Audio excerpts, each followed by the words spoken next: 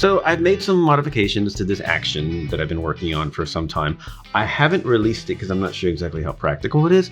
It's really cool looking, and it's not something that everyone has done or even realizes can be done, but I'm not entirely sure how useful it is. But I'm going to demo it again today and just kind of show you guys what's possible. I call it the 2-up color range selector. And before I show you how it works, let's do something more typical in Photoshop to do a color range selection, right? So we have an image here of Jade. We can go to the select menu and go to color range, for example.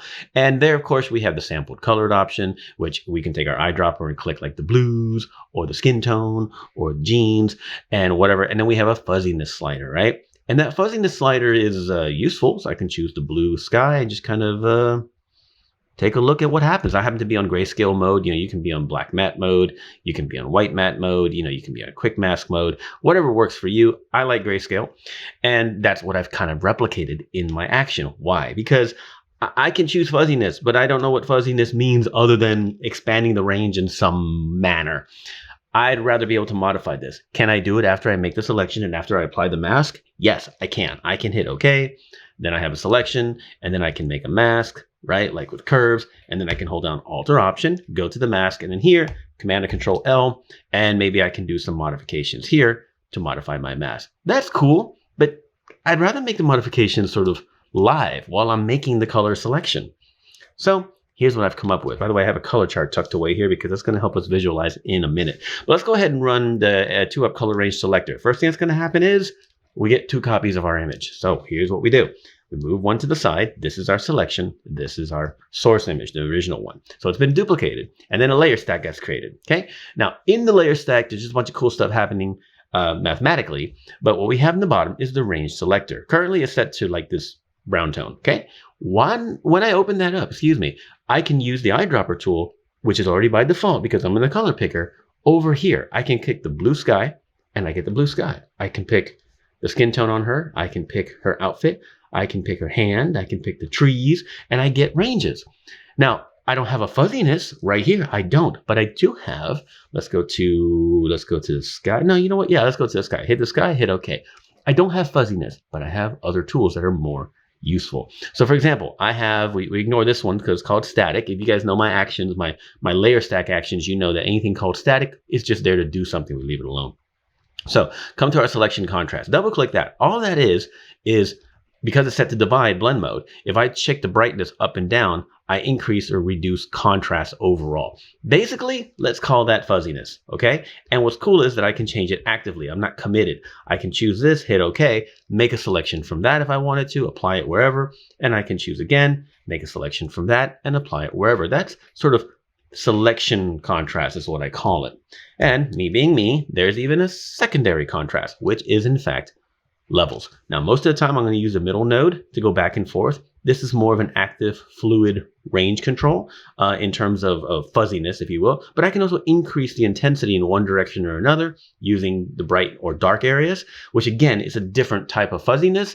If you want to call it that, you can play around with it. But the most important one to me is if I increase a little bit like this, and I can darken the other areas I don't want, the tertiary contrast. This one's going to work backwards. It's a little bit confusing. Okay, but if you pull in the dark areas, it intensifies the white almost exactly where it is. If I pull in this area, it intensifies the black almost exactly where it is. So I can take a selection and intensify it. So we can go back and forth with multiple of these. So let's say I intensify the white, but I'm getting too much, not the white, I intensify the blue selection because that's what's still running down here, okay? So I can go to the secondary contrast and I could deepen the darks a little bit here, or I can just change the mid-range maybe, just ever so slightly. Let's take the brightness down a bit, something like this, okay? And the selection contrast, again, that's going to be based off of that. That's not bad. I can kind of tweak and dial in more specifically what I may want in terms of my exact selection. Now, to select the sky, we have AI for that. We don't need to do that. But you can see how I can develop that. Now, I can hit Option Command or Alt Control 2 and make that selection because that's what I'm looking at. That's to create a selection from the luminance of whatever you're seeing or the RGB channel. So now I have that. I can throw this whole folder out, drag it, and then I have the selection running, and then I can do anything to that selection. Let's say color and vibrance, and now I can add vibrance or decrease vibrance to the sky, just as one example. Now, with that said, let's close that one out, because if you use the action, which I don't know if anyone's going to yet, but if you use the action, once you're done with that duplicate one called color range, you close it and you don't save it if you're really done. Ideally, you should make your selections and then apply them to your other image, which is another process that I'm still kind of working on. But let's go ahead and do it on a color chart just for fun, okay? So we'll go to range selector. There we go. Took that picture of Jade away. We have our range selector here.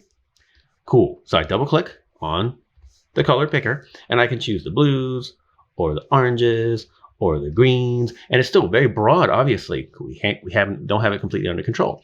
But if I go to tertiary contrast and pull in this, you see how the selected area gets intense, or I can take it down to where it tapers a little more specifically to that color. Now, when I choose the color picker again,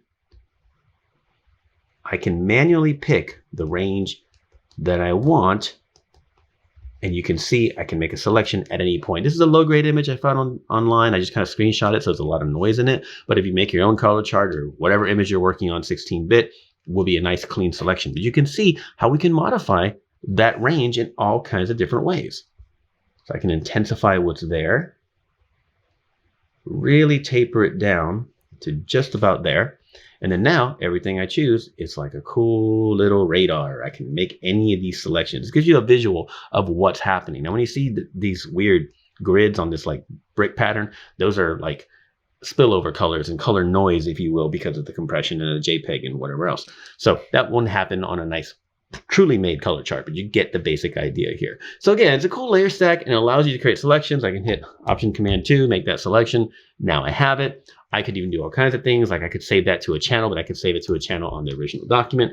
Again, it's a work in progress, if you will. I don't exactly have it to where I want it, but I even have one where it'll duplicate and then it'll also mask out the subject. This can be very useful in a portrait, obviously, but it can be a car or another object that's a really obvious subject, if you will. So once that finishes its AI, now when you come here and choose your color range, if you choose the blue sky, you notice that you don't see the sky. It's only on the subject, whatever range you pick. So if you pick, the blue jeans and hit, hit the blue jeans and hit OK, you can work with that. And again, you have the contrast that you can modify. See how that might help you. Tertiary contrast, very useful. Never know how useful that could be for you. And now we can create a real strong mask. I mean, who knows how it can work for you? And again, work in progress. If you have any comments down below, let me know.